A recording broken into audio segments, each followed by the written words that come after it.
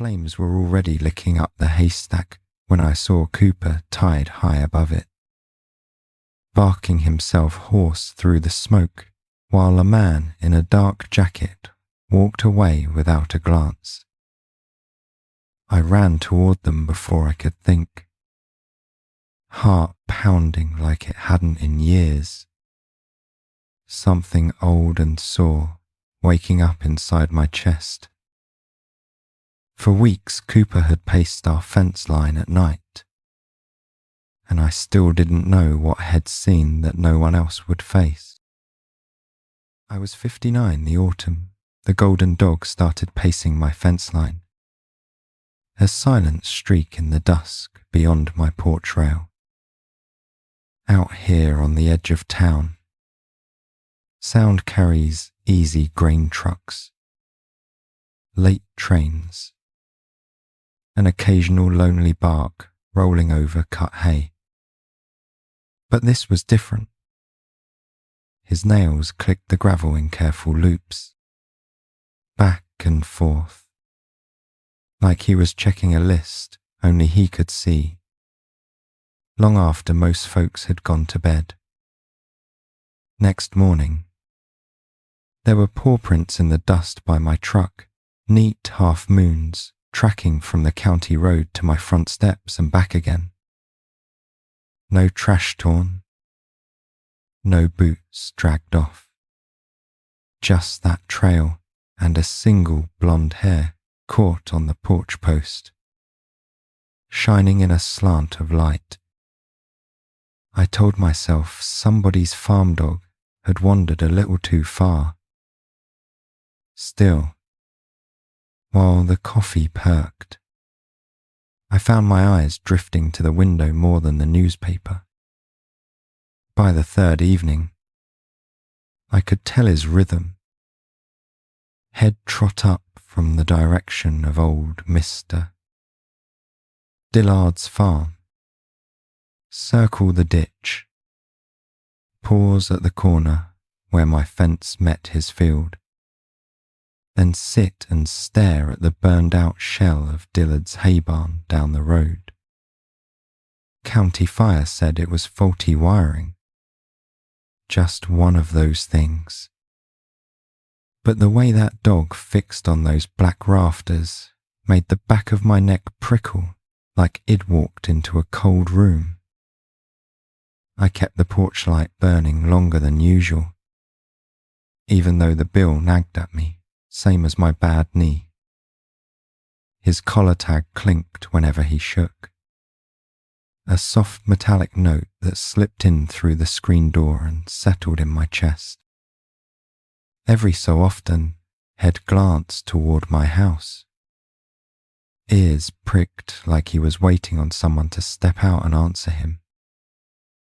I didn't know the dog, but I felt watched over, and somehow that unsettled me more. Twice that week I stepped out with a bowl of leftover stew, talking low the way you do to a skittish colt. Easy. Boy, you lost. He never came closer than the fence, just sniffed the air and backed a step. Tail carried low, but not tucked. I set the bowl by the gate and went back inside. By morning, the metal was always licked clean, moved a few inches, as if head-eaten with one eye still on the road. Around town, folks had mostly filed the fire under bad luck and moved on. You pass blackened timbers a few days, and they just become part of the scenery. Only Dillard stayed fixed in it, shoulders sagging when he sat outside the diner, big hands turning his coffee cup like it was something breakable. Lost half his winter hay in that barn. Came near losing the farmhouse when sparks jumped. Insurance was still processing. Last I heard, which is code for Not soon. At the feed store, the clerk mentioned Dillard's new dog had been off since the blaze. Golden retriever. Real sweet, he said, sliding my sack of corn across the counter. Won't settle at night. Acts like he's guarding something that ain't there. We chuckled, but the picture formed quick in my mind. The same golden shape pacing my fence line, wearing down a trail between what was gone and what he couldn't forget. That night, as the sun bled out behind the grain elevators, the dog lay down right at my gate instead of pacing. He rested his chin on his paws and watched the road. Not my house. Eyes following every set of headlights that climbed the hill and passed by. My unease settled beside me on the porch swing. A quiet weight. Something in him was still on duty. And whatever he was waiting on, it hadn't finished burning yet. The pattern became its own kind of clock.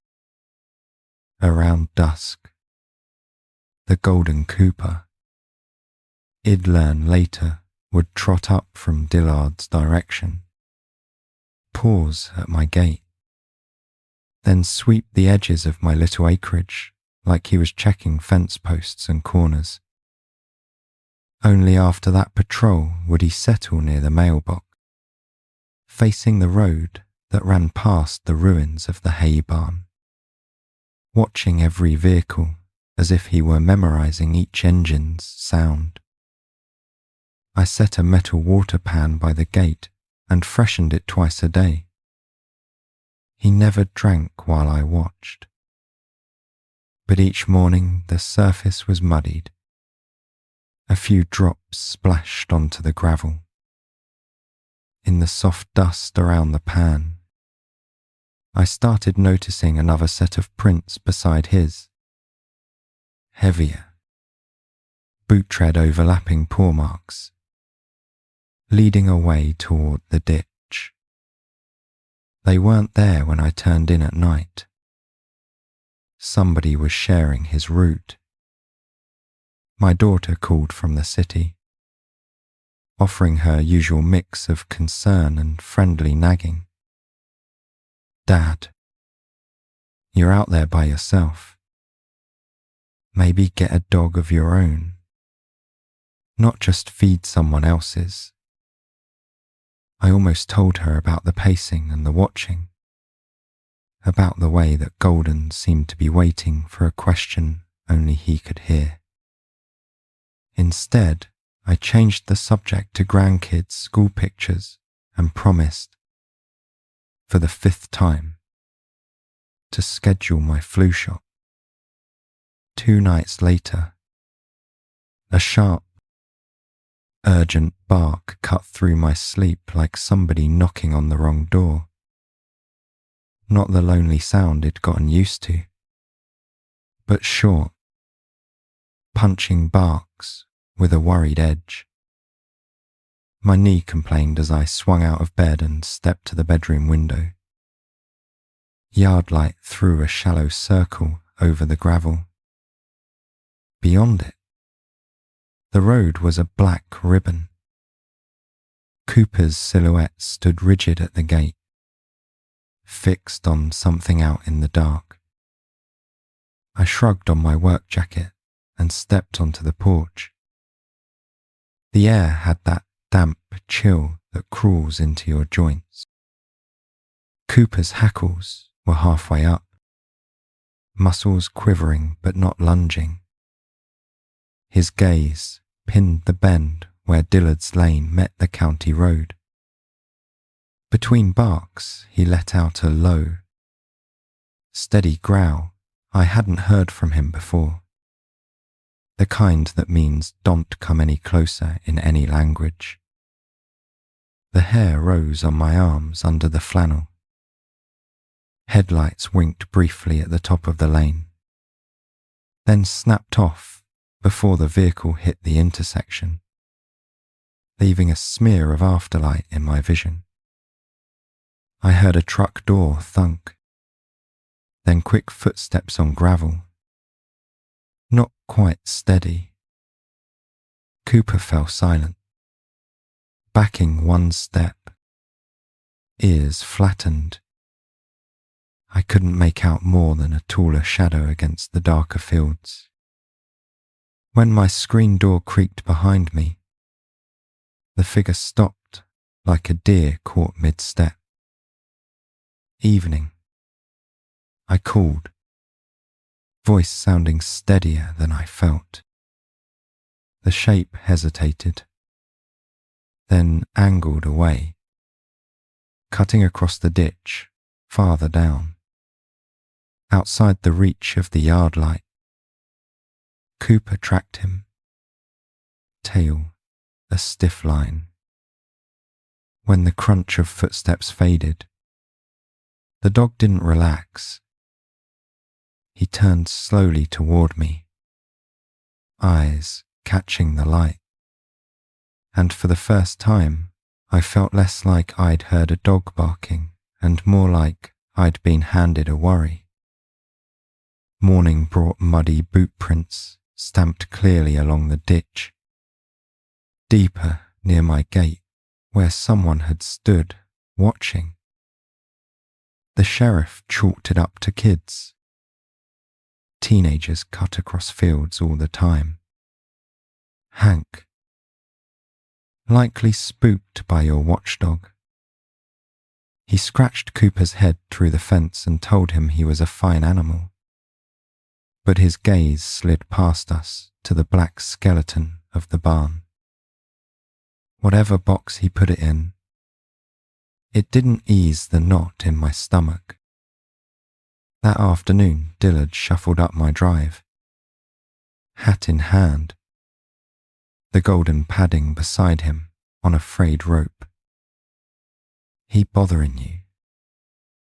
the old man asked, voice worn thin. "Keeps dragging me up this way. Won't stay put since the fire." I told him the dog wasn't a bother.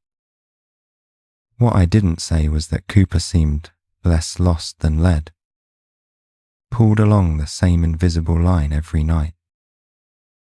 As they turned to go, one question sat heavy. What had he seen that we hadn't? The first time I saw Cooper up close was months before the fire, when spring mud still swallowed boots and the fields were more puddle than pasture. He'd stopped by Dillard's to help patch a sagging section of fence, the way neighbours do even when their backs complain. The golden was new then, all loose paws and oversized ears, fur too big for his chest, tripping over his own enthusiasm as he bounded between us.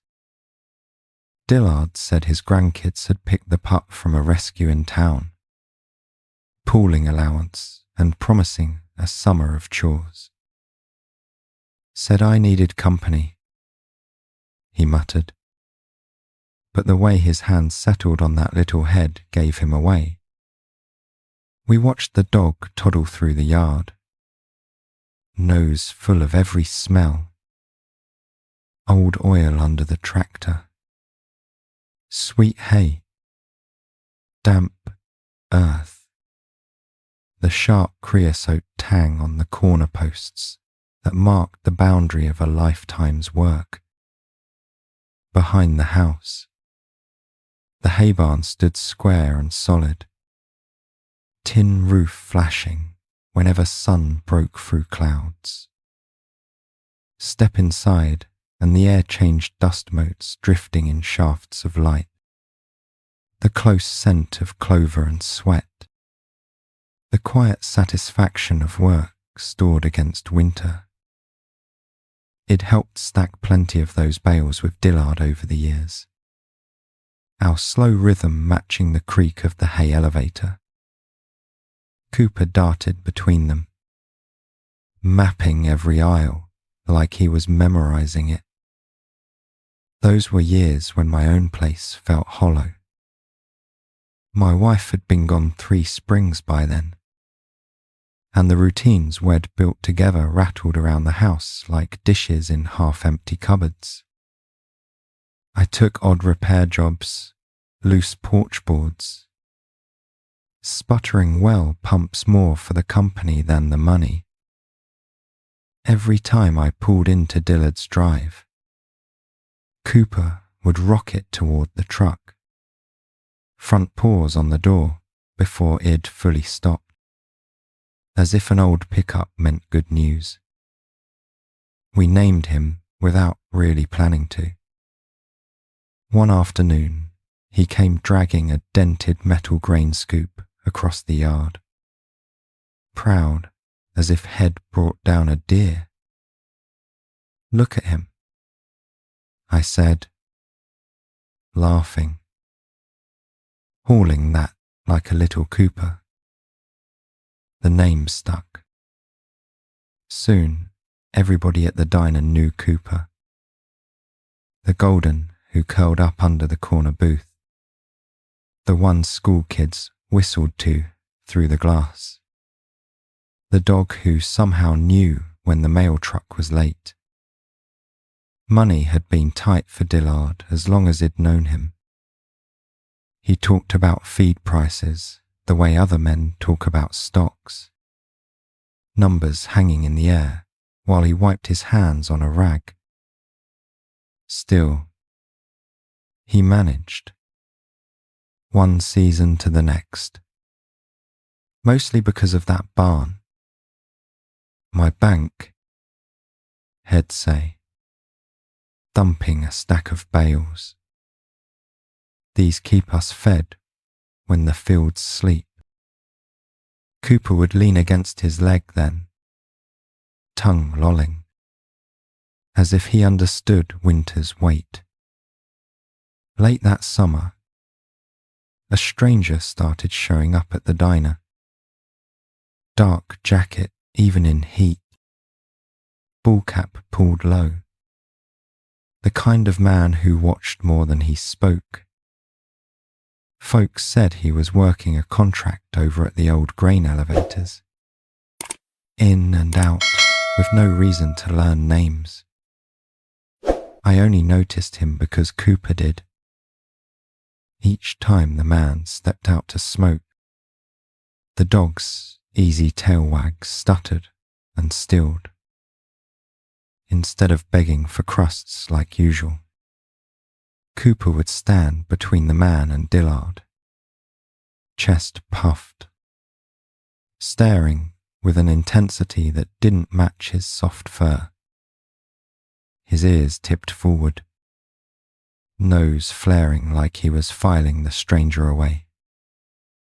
The man would flick his cigarette into the gravel and glance down, unreadable, then walk off without a word. It was a small thing, easy to shrug off. But later, that look would come back sharp. The night of the fire started ordinary. It turned in early, hip aching from hauling salt blocks. Sometime past midnight, sirens yanked the town awake, volunteer engines. Deputy's cruiser, that thin high wail cutting over fields. By the time I drove the 2 miles to Dillard's, the hay barn was already a roaring orange box.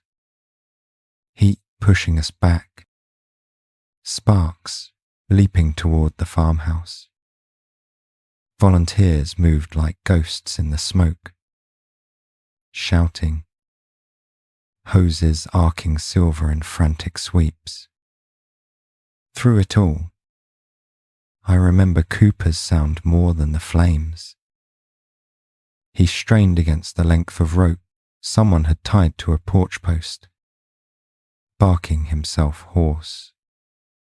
Dance of panic held to one stretch of ground. When a flare of sparks hit the farmhouse roof, every man focused there. Later, state investigators called it an electrical fault, old wiring in the loft. Hay too dry. Dillard clung to that explanation because the alternative was too big. I clung to it because id ignored a dog's unease. In the weeks after, Cooper's world shrank to a handful of stubborn paths. From Dillard's cracked front step to the charred skeleton of the barn, nose skimming every post. From the ruins along the ditch to my gate, where head pause as if taking attendance. Then back again, wearing thin grooves in soft earth. If a truck slowed near the ruins, his head snapped up. If someone lingered at the diner window, he watched from across the street, chest tight. Most evenings I found myself on the porch without remembering the walk from my recliner.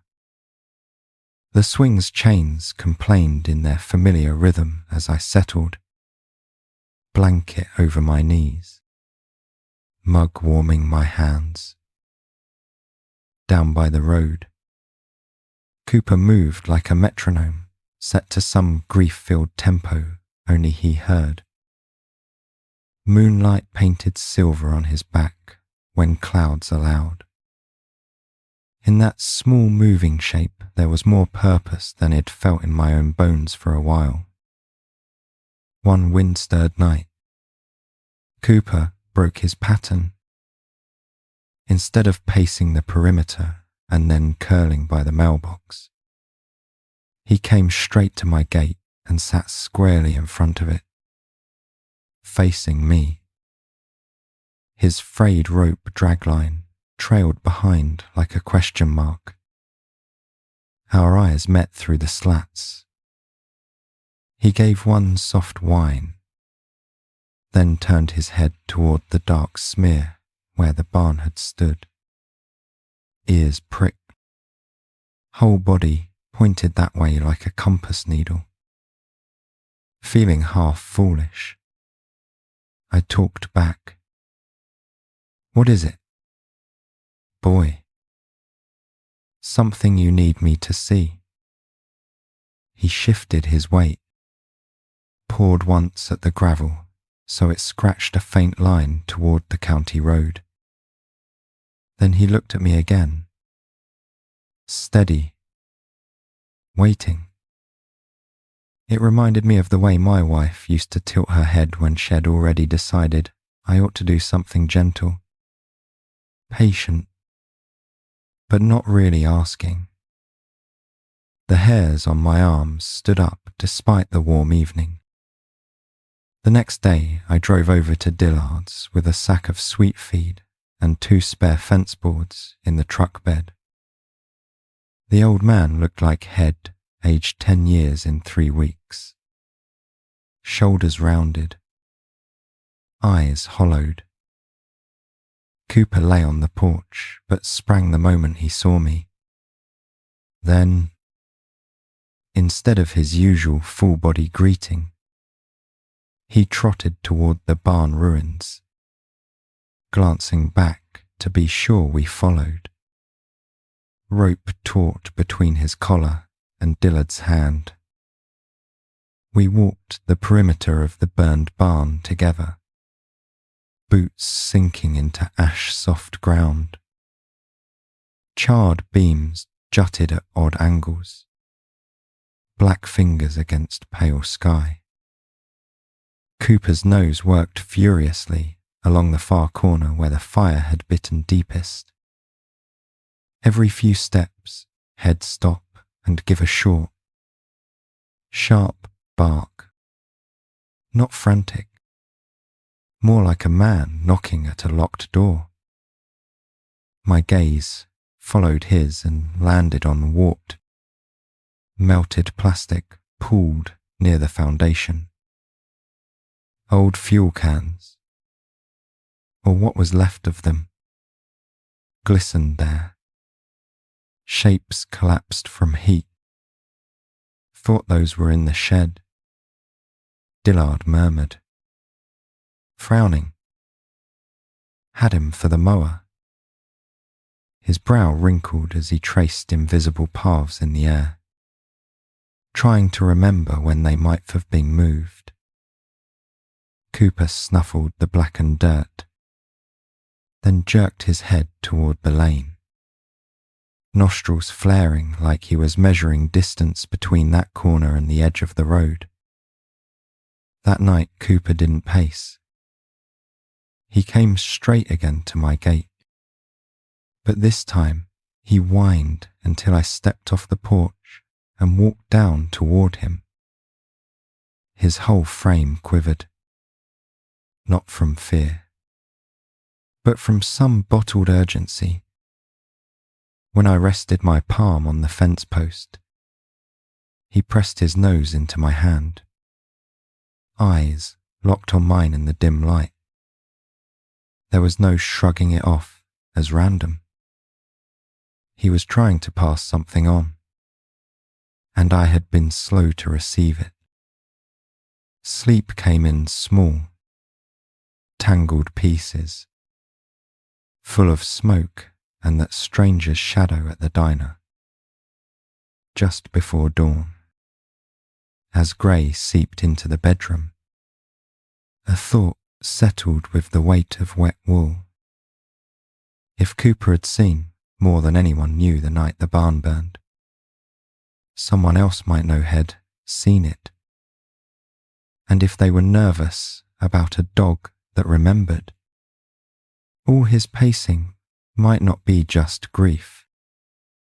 It could be a warning, not only for Dillard's place, but for mine.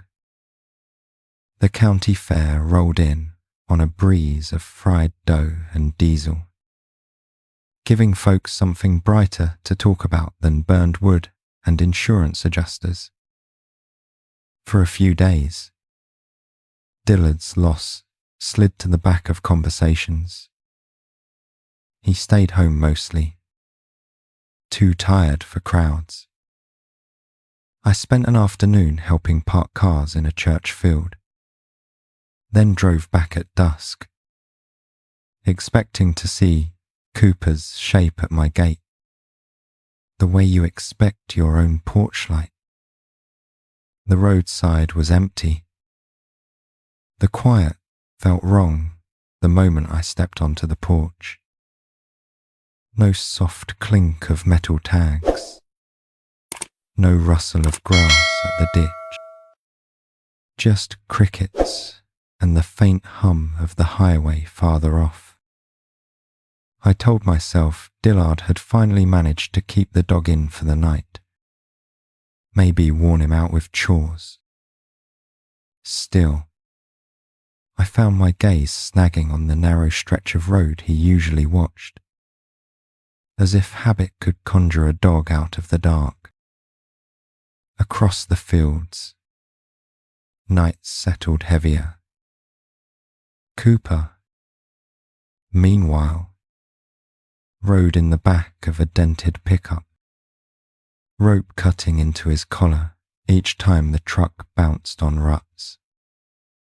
The man in the dark jacket drove without the radio.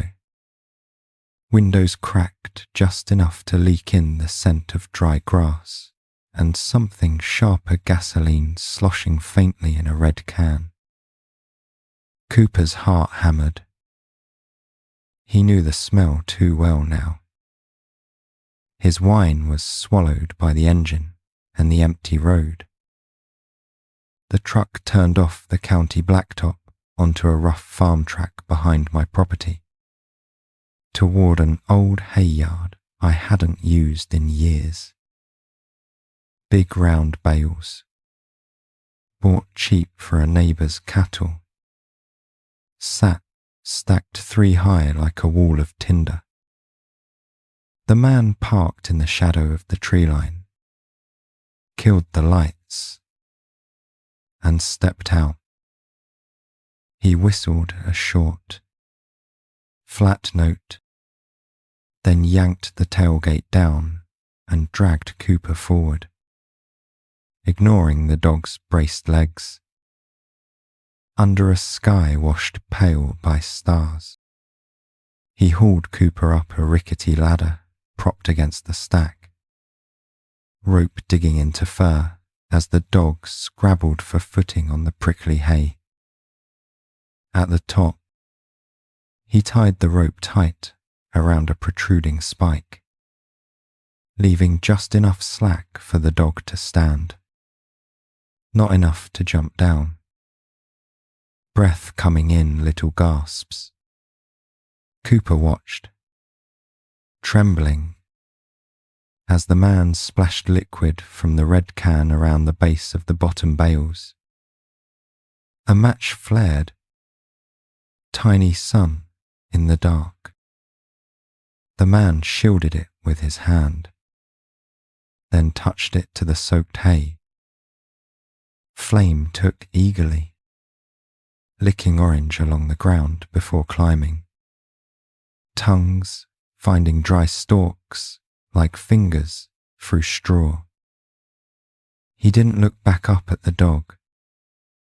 He stepped away, boots crunching, coat absorbing the flicker as he melted into shadow and headed for the truck, leaving fire, rope, and one terrified animal behind him. Heat rose fast. Cooper barked, high and wild, the sound hitching as smoke clawed his throat.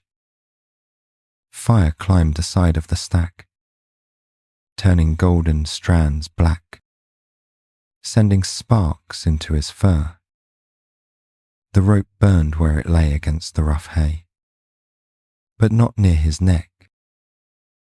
He danced in the small circle aloud, paws scrabbling for any path down, finding none. His world shrank to heat and choking air and the desperate need to be heard. Back at my place, I was rinsing dishes when something threaded through the open kitchen window, a bark, but wrong. Not the steady cooling bark he'd grown used to, but a strangled, urgent cry blown thin by distance and wind. It came from behind the house, not along the road. I froze, plate in hand, listening.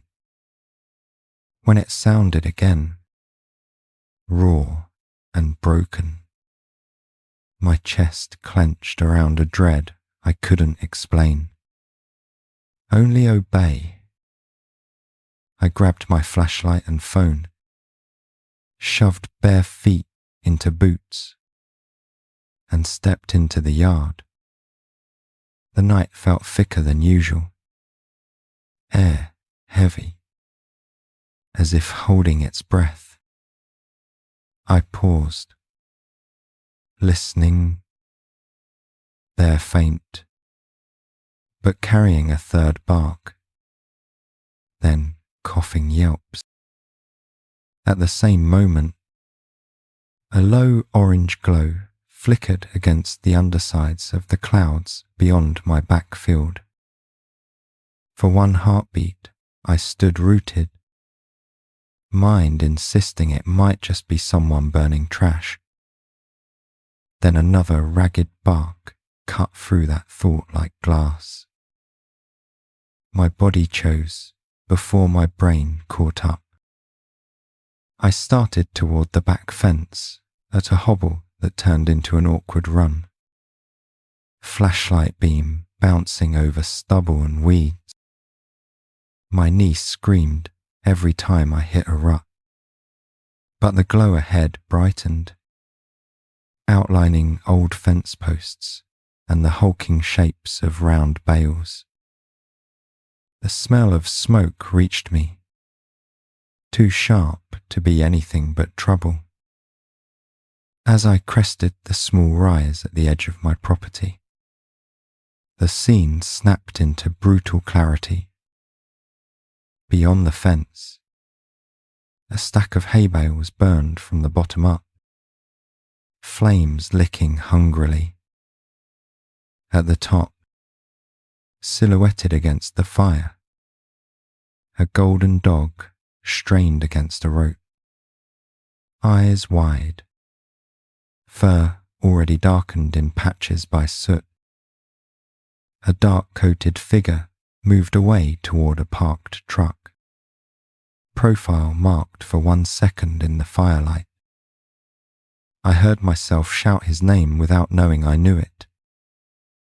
My world narrowed to 3 things: the dog on the burning hay, the rope holding him, and the distance between us. Reason said to call the fire department. Wait for help. Mind my age and my knee.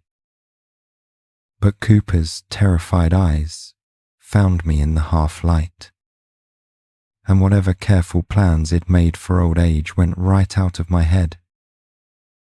I swung my leg over the fence, catching my jeans, and half fell into the rough field beyond.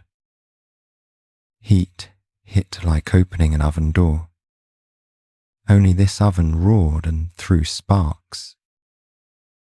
The bottom bales were fully involved now, flames wrapping their sides, smoke curling thick and mean. The ladder the man had used lay nearby, half toppled. I grabbed it, lungs already protesting, and jammed it against the stack at a different angle, praying the dry rungs would hold long enough. Cooper barked hoarsely, rope cutting into his neck as he lunged toward me. Climbing wasn't graceful. My boots slipped once, scraping shin, but adrenaline shoved me upward. At the top, the air churned with heat and ash. The rope knot was a hasty mess, but tight. My fingers fumbled, skin scorching where sparks landed. Easy, boy. I've got you, I muttered, more for my own steadiness than his. After a desperate tangle of tugging, the rope gave. Cooper stumbled forward, nearly knocking me off the bale. We half slid, half fell down the ladder together, his claws scrabbling, mine gripping rungs. Behind us, fire chewed higher, a roar in my ears. At the ground, I let go and we tumbled into the stubble. Cooper rolled, whimpering, then struggled to his feet, pressing his side against my legs as if to convince himself he was solid. His fur was singed in places, whiskers curled, but his eyes were clear, locked not on the flames now, but on the dark where the man had gone. Somewhere in the scramble I must have hit the emergency button on my phone, because I heard the dispatcher's voice squawking faintly from my pocket. County 911. What's your... I yanked it out, barking our location between coughs, mentioning fire, a fleeing truck, a dog. Stay clear of the flames. Sir, help's on the way. she said firmly. But I was already scanning the tree line. The sound of an engine revving drifted back, then tires whining on gravel as the truck tore away. Within minutes that felt like hours, the night filled with the familiar chaos of small-town emergency. Volunteer fire trucks bouncing over ruts, red lights painting the haystacks, deputies, cruisers sliding to abrupt stops, hoses uncoiled, water hissed, steam billowed as the worst of the flames were beaten down. I stood off to the side with Cooper pressed against me, both of us streaked with soot, as the sheriff took my statement in clip. Careful questions. I told him about the stranger at the diner, the truck that killed its lights before the intersection, the boot prints along my ditch, the smell of gas at the barn ruins. His jaw tightened with each detail. Wish you'd told me all this sooner. Hank, he said quietly, then glanced down as Cooper nudged his hand, whining low. Looks like somebody else did, in his own way. He radioed for the state fire marshal and, almost as an afterthought, the County K-9 unit. When the K-9 truck pulled in, a dark SUV with a compartmented back, Cooper stiffened, then stood, tail straight. The handler, a calm woman in her 40s, stepped out with a lean German shepherd already in a harness. Name's Riley, she introduced, giving Cooper a quick, assessing glance. He works scenes like this. Before Riley could even nose the blackened ground, Cooper surged forward, dragging me toward the far side of the burned stack, nose glued to a path only he could smell. Hang on. A fella? The handler murmured, clipping a spare lead onto Cooper's collar with my nod. Instead of fighting him, she let him take point, Riley falling in behind. Cooper led them past the still smoking bales, across a strip of singed grass, straight to a shallow depression behind a rotted log. There, half buried under loose hay and dirt, lay 2 more fuel cans. Still heavy, by the way, the handler grunted when she lifted one. A greasy rag lay nearby, reeking of accelerant. Riley took over then, nose diving to the ground, tracing a line from that hiding spot toward the track where the pickup had been. He followed it to the ruts, paused, then angled toward the ditch and the gap in my back fence, whining once, as if to say, "Here. This is where it starts." The sheriff's flashlight swept over tire impressions, boot prints, and a small, crumpled receipt caught in a tuft of grass, edges already curling from the heat. Under the harsh beam they made out a gas station logo from the highway and a timestamp that matched the hour Cooper had first barked at my gate weeks earlier, when headlights had killed before the intersection. The name on the card was one the sheriff recognized, the same contract worker from the elevators. the one who'd been seen talking to Dillard about options for getting out from under debt. The sheriff folded the slip carefully, evidence bag crackling. Dillard arrived in a neighbour's truck. Hat forgotten. Shirt misbuttoned. He stumbled when he saw the blackened bales, then spotted Cooper at my side and stopped short as if struck. The dog pulled free and ran to him, pressing his head into the old man's chest.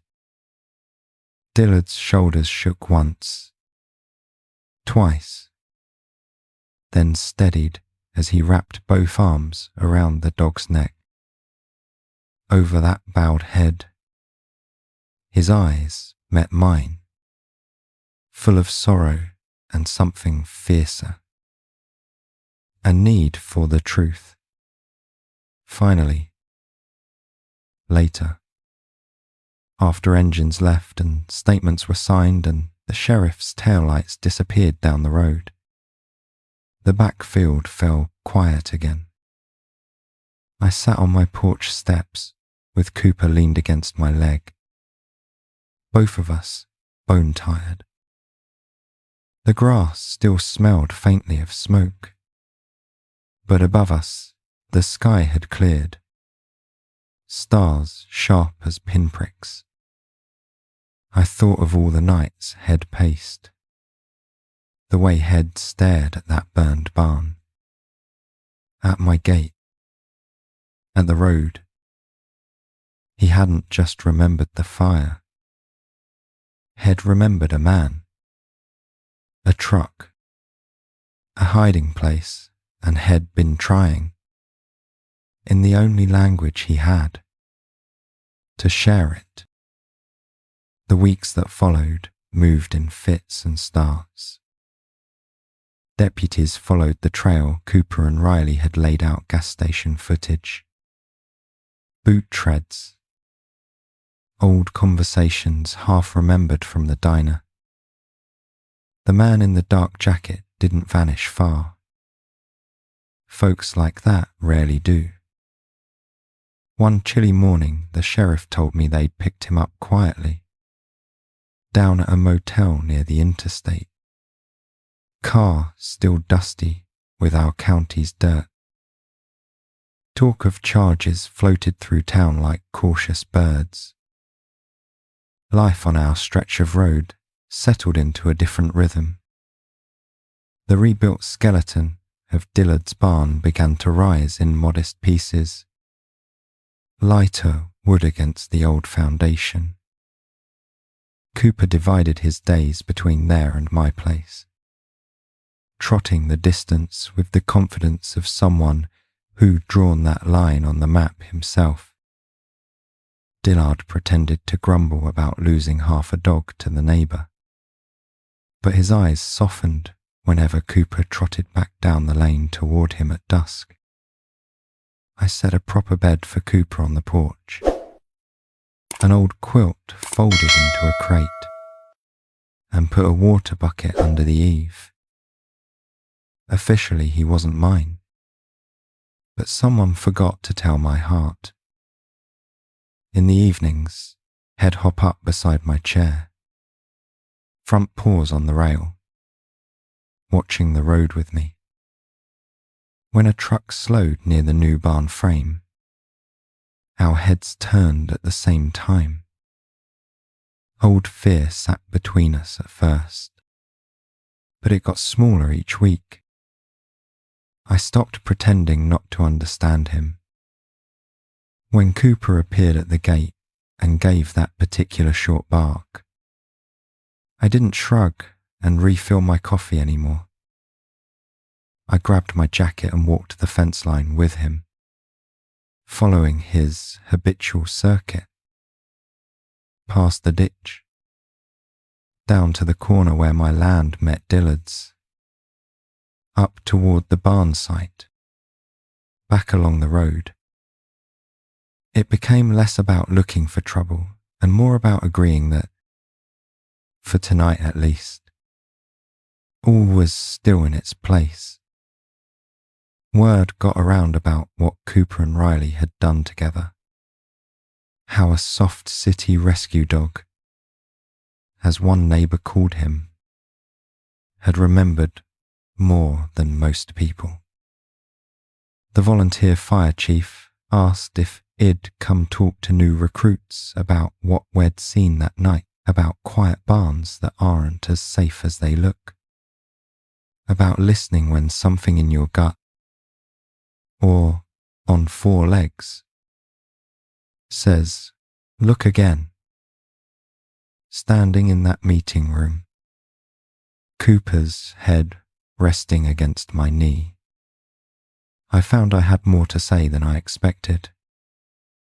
Dillard changed too, in small ways. He let the grandkids paint a sign on the rebuilt barn. Cooper's Bank, in wobbly blue letters. He put in better wiring, against his instinct to save money. He stopped brushing off concern with jokes. If someone asked how he was holding up, he'd answer honestly and then add, "Could've lost more than hay. You know, that dog and that fool neighbour of mine," he'd say, jerking his head at me, kept me from burying the wrong thing. Most nights now end the same. I stand at the mailbox as the last of the sun folds itself behind the silos, counting the first bright stars like their old acquaintances. Cooper sits shoulder to my leg, ears turning at every small sound in the dark fields. When I say, "That's enough for today," he gives one satisfied huff, as if checking the last box on a list. We walk back to the porch together, the house light already spilling warm across the steps. A year slid past, almost without my noticing, measured in hay cuttings, school buses, and the slow, steady rise of the new barn's weathered boards.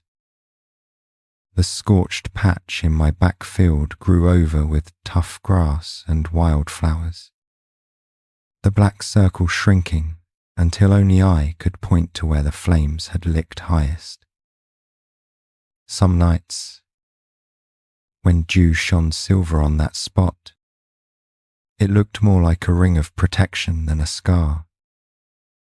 Cooper grew a little white around the muzzle, the way we all do, if we're lucky. He didn't sprint quite as hard up my steps, but he still rose for every unfamiliar engine, every stranger's silhouette on the road. Dillard walked a touch straighter again, leaning on a new cane, but less on old regret.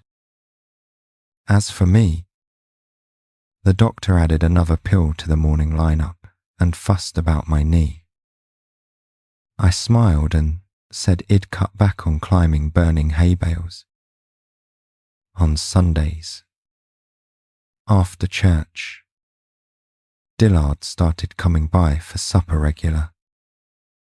We'd sit on the porch afterward with plates balanced on the rail, watching Cooper patrol the yard in easy loops before settling between us. The rebuilt barn's windows caught the evening light just right now.